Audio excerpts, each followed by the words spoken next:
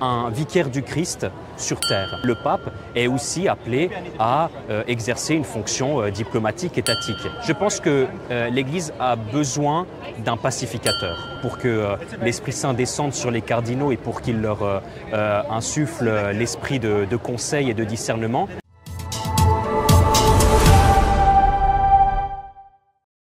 Les premiers jours de conclave, les cardinaux n'ont pas choisi les prochains papes encore. Pendant la journée, j'ai parlé avec un prêtre, Simone, qui a partagé sa vue sur la question, sur les élections de prochains papes. J'invite à écouter cette interview. Il y a le silence maintenant dans la place, à la place de Saint-Pierre. Qu'est-ce que peuvent faire les gens maintenant pour les cardinals, pour les futurs papes? Effectivement, on vient d'assister il y a très peu de temps à la fermeture de la porte, après que le cérémoniaire pontifical ait dit extra omnes. Donc tous ceux qui ne participent pas au conclave ont été appelés à sortir de la chapelle Sixtine.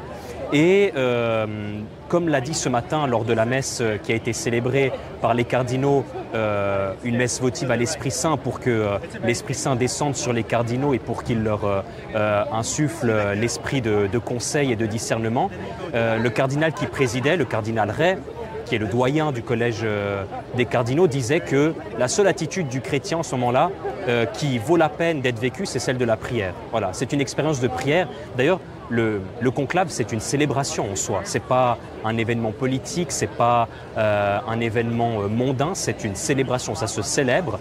Donc, nous, bien qu'on ne soit pas dans le conclave, on est aussi appelés à s'associer à la prière des cardinaux et à prier pour que l'Esprit Saint vienne.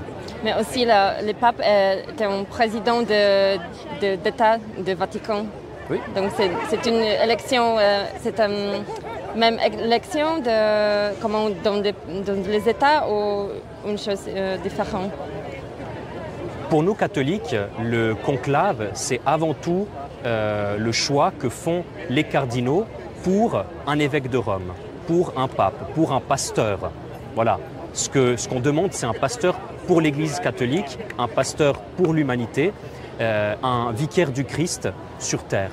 Et effectivement, le fait que le Saint-Siège soit aussi un État, ça implique que ce pasteur, qui est le pape, est aussi appelé à exercer une fonction diplomatique, étatique. Mais j'ose croire que pour nous, c'est second. Et c'est pour ça qu'on le vit comme une expérience plus spirituelle que politique. Quoique, il y ait des enjeux politiques derrière une élection d'un pape, c'est sûr. Et d'ailleurs, les cardinaux sont, dans leur discernement, aussi appelés à intégrer ces éléments dans l'argumentation et dans leur choix, mais c'est avant tout un événement spirituel auquel on s'attend pour un conclave. Parce que le pape aussi a des réunions, c'est important, le choix pour les futurs seulement de l'Église ou de tout le monde.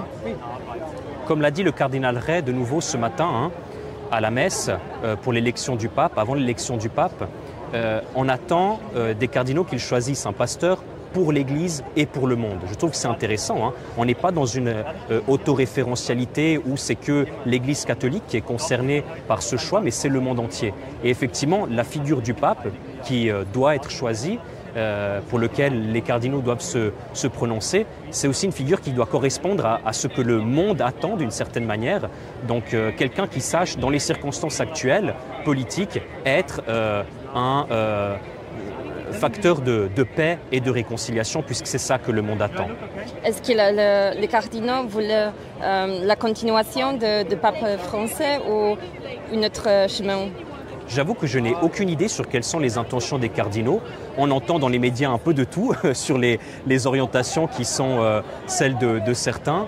Certains cardinaux ont pu témoigner du désir d'avoir quelqu'un qui soit dans la continuité du pape François. Je pense que dans la mesure où on est dans une tradition, on ne peut que être dans un esprit de continuité. Il faut voir après ce qu'on met derrière la notion de continuité ou de rupture. Qu'est-ce que nécessite l'Église, tout le monde, d'un pape? Je pense que l'Église a besoin d'un pacificateur.